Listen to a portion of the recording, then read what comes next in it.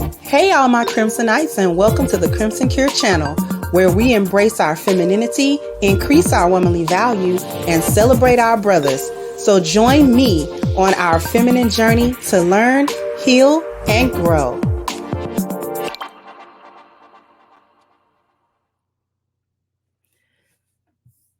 Hey there, my Crimsonites, and welcome to the Crimson Cure channel. I'm your hostess, femininity coach, and author of The Crimson Cure.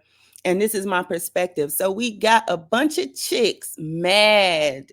Okay, so the NFL draft just happened about maybe a week ago or so, right? Recently. And so Black women were upset. And this is the only post that I captured, but I saw plenty of comments about Black women being really upset that a lot of the draftees, Black male draftees, were there with a lot of white women as their girlfriends and as their fiancés and things of that nature. As you can see right here, so I'm not even gonna lie, seeing all Black athletes with white girlfriends at every draft makes my blood boil. It's borderline shameful. No, it's actually quite shameful, but not because they're with white women, but because they couldn't be with you. That's why it's shameful, because there are not enough Black women that are willing to actually be women and be proper women in relationships, that you can actually be in college with these same guys. Y'all claim y'all go to college all the time. Y'all are always in these universities. You know, you're always somewhere getting your education and getting it popping. And so you rub shoulders with these young men before they ever get to an NFL draft. If you happen to be at a university that has a football program or a well-established football program, you know who the football players are. You know who they are. Y'all the ones want ballers. You got to get a baller before you baller, not after. And that's what a lot of these white girls are trying to do, to go to college, not just to get the degree. They can get the degree, but they go to get, as Ebony K. Williams once called it, the MRS. You go to get your master's, but you also go get your MRS, your Mrs. degree. And Black women don't know how to do that. You refuse to do that. So don't get mad at another demographic of women that actually focuses herself to do this. You rub shoulders with these same men that they see them, you see them just like they see them, but you think you're better than them. You think, oh, he doesn't have any money right now. He's just playing football. You know, he's a broke student athlete. He's a broke student like me. So he's not going to be like, I'll get him after. No, you get him now if you want him. If you want to be in his circle. I seen those videos and because I didn't watch the draft, but I saw like the replays and the playbacks, and it was a lot of Beckys. It was a lot of Beckys, It was a lot of them. Right? So then we had one young man who took to TikTok or Instagram or whatever to explain why a lot of his friends who were the D1 athletes that were going to the draft, why they said they were picking white women, and Black women still don't want to listen to it. For all these Black college athletes that are getting drafted having white women, what's going on? I am going to tell you, as someone that is friends with a lot of D1 football players and D1 basketball players, I'm going to tell you because they have told me. Whoa. Before I get into this, I want to make it clear I'm only into Black women. I'm just telling you what they have told me. My man said, bro, how many white women have you seen do the Meg Thee Stallion challenge? And he said, excluding the ones that think they're 2 shades away from being Lotto. I said, probably only 1. He said, okay. Y'all, 5 of my guys that play on Division I Power 5 football teams, and they were like, Goody, you know the type of NIL deals we got. One of my men said, bro, I was messing with this Black girl. She heard about the deal I got and started to request money, Apple Pays and Cash Apps, for her hair and nails. I said, oh shit. My other friends were saying, bro, I would try to take her out to Chipotle, Kava, this and that. She would get mad talking about, why are we going to steakhouses? You're good for it. I said, oh shit. They were like, bro, the white women, they're down to go and get a cup of coffee, go and get some. Why are all these black college athletes that are going to get some fucking ice cream? My friends were like, bro, the white women we're dating, they pay for a lot of our stuff. I said, what do you mean? They said, bro, they know that we're making some money, but while we're at practice or we're at camp, they got us our favorite Cabo Bowl, double chicken, right? Waiting for them to come out of practice. My friends are telling me these girls are getting their group projects done, getting their essays done, online tests done on time. I said, wait, what? I said, bro, what about maintenance? There's no way y'all are not paying for her hair, nails, bags, her lifestyle. He said, bro, first of all, my girl will get her own Starbucks and even get me one. But if I want to be nice, I'll get her something, from Starbucks. And they were like, hair and nails. They don't even care about the nails, really, And if they do it themselves. Sometimes I pitch in. And I was like, all right, what about hair? They were like, bro, she's white. She just brushes it. We're flat irons it. She wants to be special. So, Jesus Christ, you guys are saving a lot of money. One of my men said this. He just got drafted. He said, bro, I was dating a black girl. Now I'm dating a white girl. I'm about to marry her.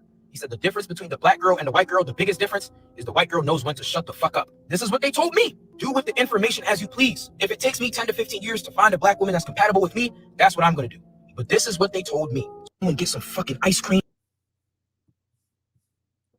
My friends were like, bro. So, and they still in the comments, windmilling, still in the comments, be marrying those types just to run around cheating on them with the very women they claim to not like. For whatever reason, black chicks be thinking that's a flex.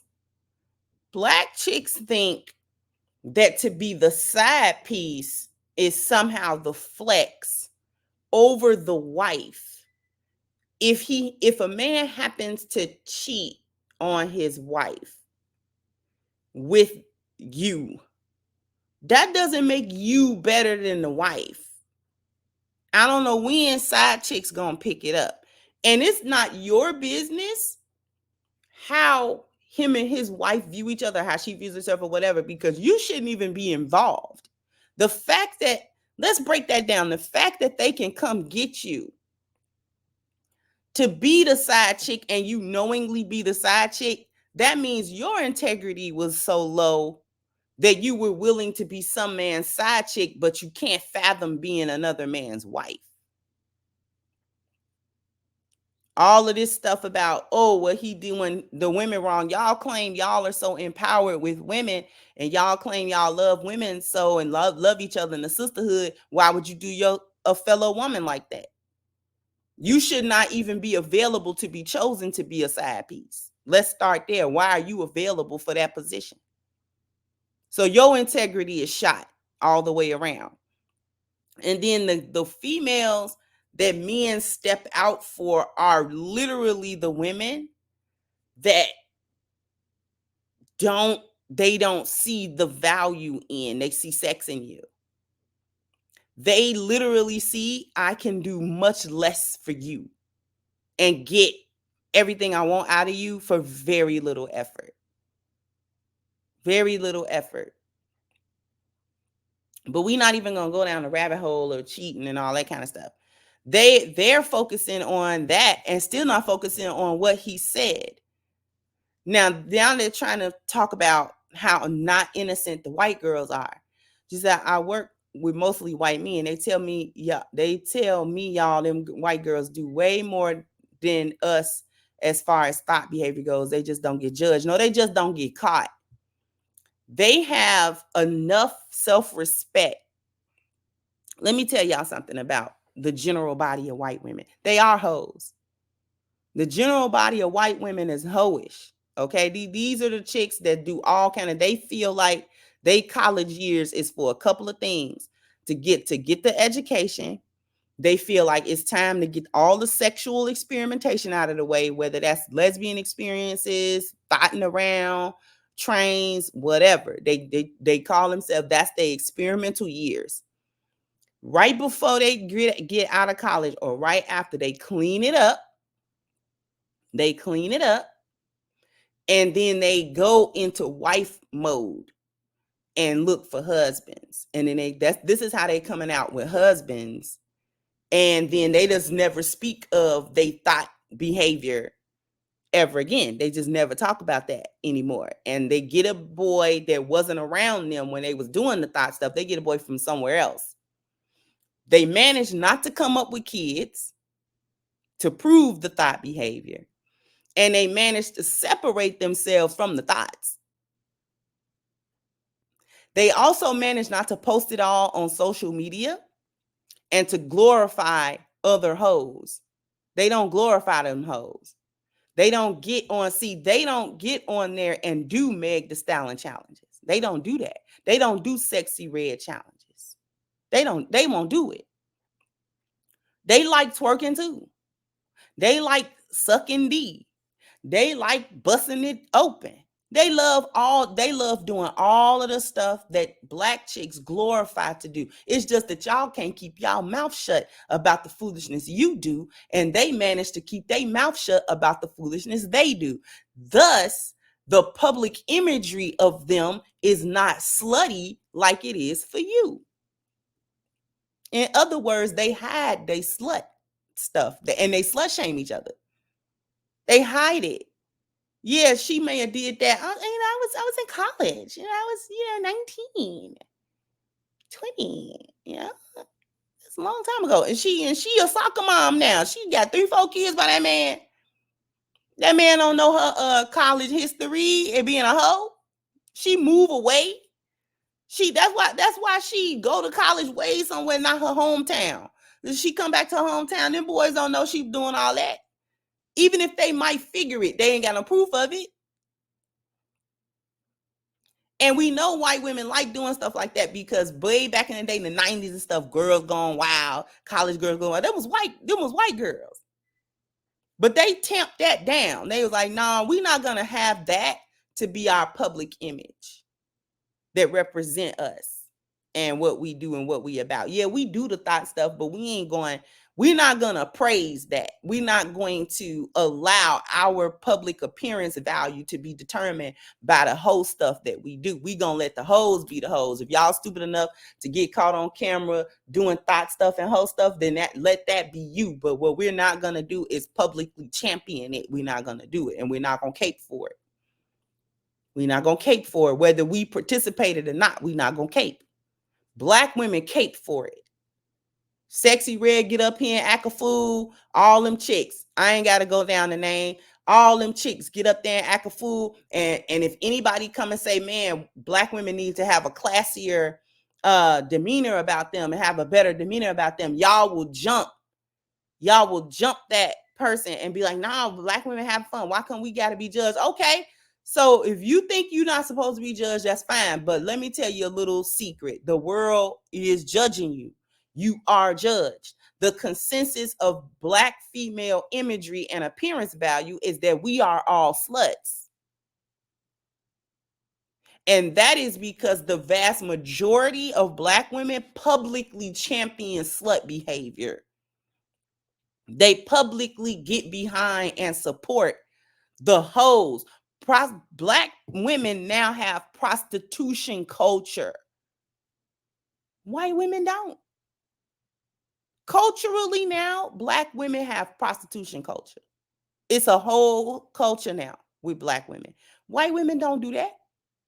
So this isn't necessarily about white women being specifically better than Black women or not engaging in some of the stuff that Black women engage in.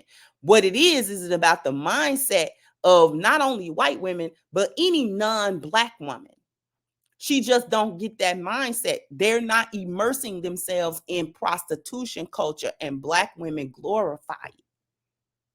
So you get what you get. So these young boys see that. They might have been, you know what I'm saying, busting you down in college. They was busting you down, and you thought that meant that you was going to be at the draft with them, but no. Right before they know they finna hit that lick, they drop you because you're not wife material, and they know it because they've been busting you down. Them and they boys been busting you down. They know you're a slut. So they not coming out with you arm in arm, and they know you act a fool, and you got an attitude, and you think going to Subway and all that kind of stuff and Starbucks that's low. Look at the way some of these men describe white women as low maintenance, weak pushovers. If I were them, I'd avoid y'all at all costs. It's not a compliment. It's really an insult. All he said was these women were willing to reciprocate treatment. And Black women literally take that as being weak. So when a Black woman say, yeah, I'll go to Starbucks, I buy my man stuff, and you get around the sisterhood, they gonna talk about you and call you a pick me and call you weak minded and a pushover, and you why you want to be low maintenance, you buying this Negro stuff, blah blah blah blah blah blah. When really that's just reciprocal behavior in a relationship. You buy your man stuff, I don't see the problem.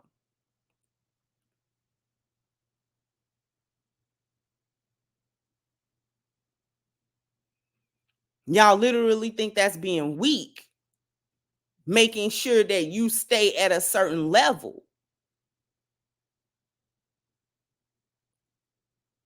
Will white women gank her husband at a divorce for half his stuff? Yeah, but sometimes she was there when he built it too. So sometimes them dudes really don't have a whole lot to complain about. Jeff Bezos and his wife divorced each other, which that probably was a legal matter, probably a tax matter, but we ain't gonna talk about all that. But she was there when he built Amazon. She was there for that. So when he gave her that little cut of money and sent her on, she happily went on about her business. It didn't even dent his pocket. He just gave it to her. And people say, oh, he gave her too much money. He was like, man, that woman was there when I was building that stuff, man. She can have it. Because you don't even know how to hang back and chill back and shut your mouth for the building process. You don't even know how to do that. Just like he described, one of his friends, girl, realized that the guy just got a deal. Now she already begging. He ain't even got the money in his pocket. She already begging. You don't know how to shut up.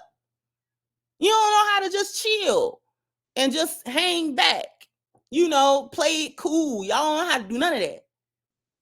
Immediate hand out, give me money for this, give me money for that. And what you don't understand is that men don't mind doing that. But coming up thirsty, begging like a bum with your hand out, ain't nobody trying to hear that.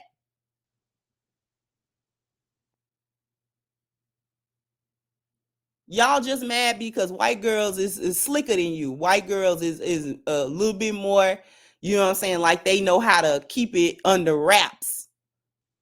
They know how to keep that gold digging. They know how to keep that thought stuff. They keep it under wraps. And y'all don't. Y'all proud of it. So be proud of it.